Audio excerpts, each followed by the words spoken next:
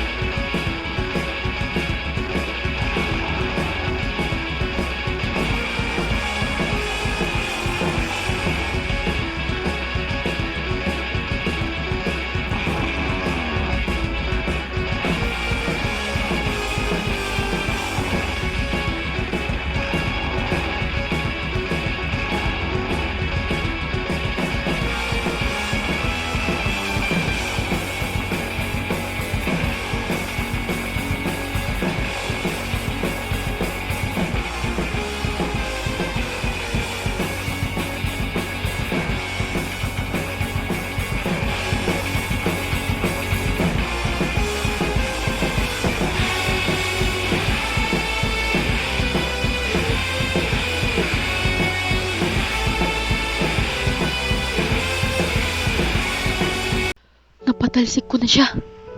Panalo na ako. Is this my victory? Yan ang dumating sa isip ko nung napatalsik ko na siya. At kala ko napatalsik ko na siya. Pero ang totoo,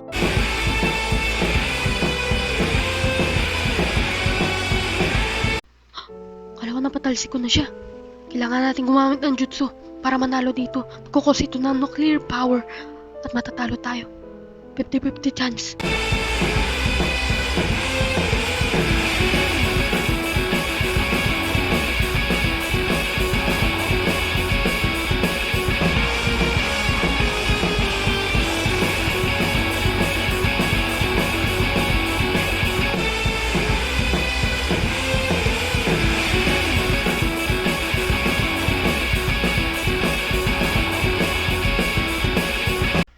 Nahuli ko na siya.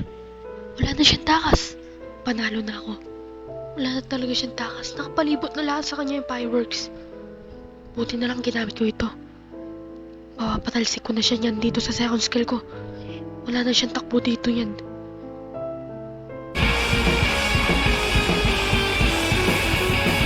Hindi maaari. Hindi ko siya napatalsik na malayo. May posibilidad pa siya makabalik dito. Kaya gumawa akong bagong plano. Ang planong yon ay tatamaan ko siya sa first skill ko. Tama nga ang hinala ko. Buti na lang ginamit ko first skill ko. Saktong pabalik siya dito. Ngayon, talo na to. As you can see dito guys, na-corner na ako ng isang nakapana dito. Pag umarap naman ako, tatalsik pa rin ako. Wala na akong magagamit na skill kahit ano. Walang tatama sa kanya. Kasi nakatutok na sa akin ng skill niya. So wala tayong choice, kundi tanggapin ang ating pagkatalo.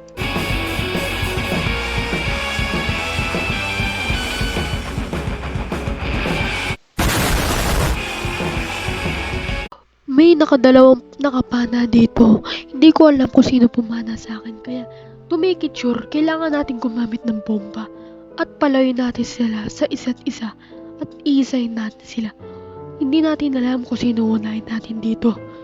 Kung yung bacon ba o yung may Robux. Siyempre yung may Robux, easy target yun eh.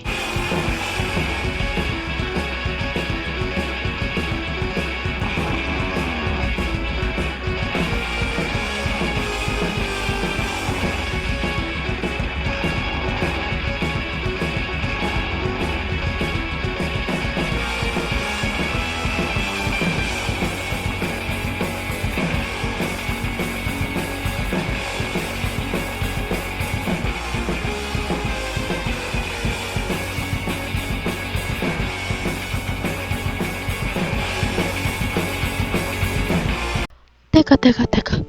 Parang may mali. Parang hindi yan yung target ko. Natakasan ako nung isang may hispana. Yung may Robux. Ang galing talaga nila tumakas. Pero sisiguraduhin kong isang to, di makakatakas.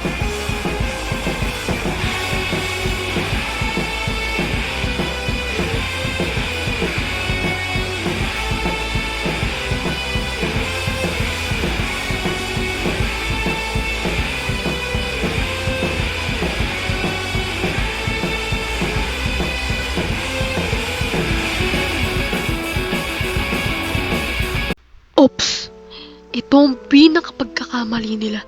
Nagbigay sila ng opening para magkaskill ako at makatakas sa kanila. Ha, ito na ang chance natin. Plan B na tayo. Whoops! Left and right na sila. Pipili na lang tayo ng dalawa kung sino yung damage natin. At itatapon sa void. Yung malapit ba? O yung hindi?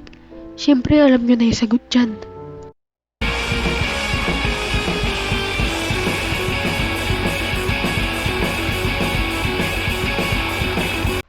Sa panahong ito, nag-isip ako ng plano dahil gumana naman na ang plan B natin kay Mr. Robux. Ngayon, kay Mr. Bacon naman ang ating bagong plano. Habang ako yung nag-iisip, naisip ko na